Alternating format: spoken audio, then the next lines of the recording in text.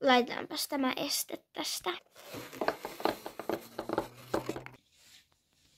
Hei nyt keskeytä. Anni, millä hevosilla me mennään?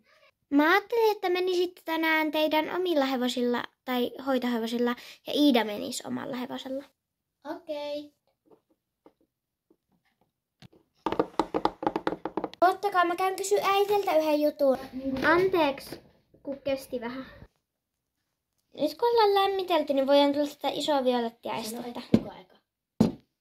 No Iida hyppäsi nyt eka, mutta kuka tulee seuraavaksi? Minä. No niin, tuppas sitten.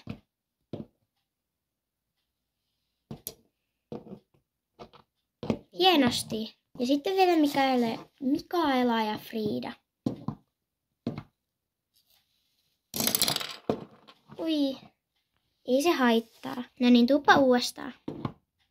Okei. Hyvä, nyt meni jo paljon paremmin.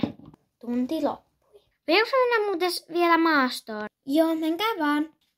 Mä en kyllä ehkä Blossomin katso maastoon, kun Blossom ei oikein tykkää maastoon. Joo, okei. Harmi, kun Sofia ei tullut.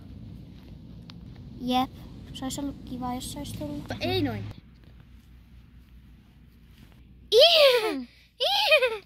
Mitä nyt? Kato, mikä tuolla on. No niin, paus. Eli nyt se on. Niin se katos. Nyt olemme tallilla. Ai, tulittekin vähän aikaisemmin. Juu, arvaa mitä me nähtiin siellä. No mitä te olette mukaan nyt nähneet? Me nähtiin semmonen hevonen, joka vaan yhtäkkiä katosi ja puff. No nyt en kyllä usko. Älä sitten usko, mutta me nähtiin sen.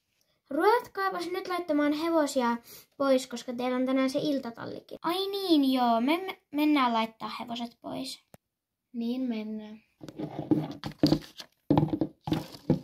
Blossomilta voisit ottaa myös loimen pois. Okei. No niin, nyt on Fridankin karsinasiivut.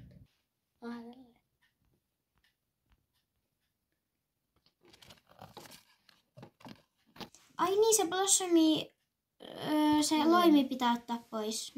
Mä voin ottaa sen. Okei. No niin, nyt mä oon saanut sut loimen pois. Mitä? Vitsiä. Arvaa mitä. No. Mä näin sen hevosen sieltä. Oh my god.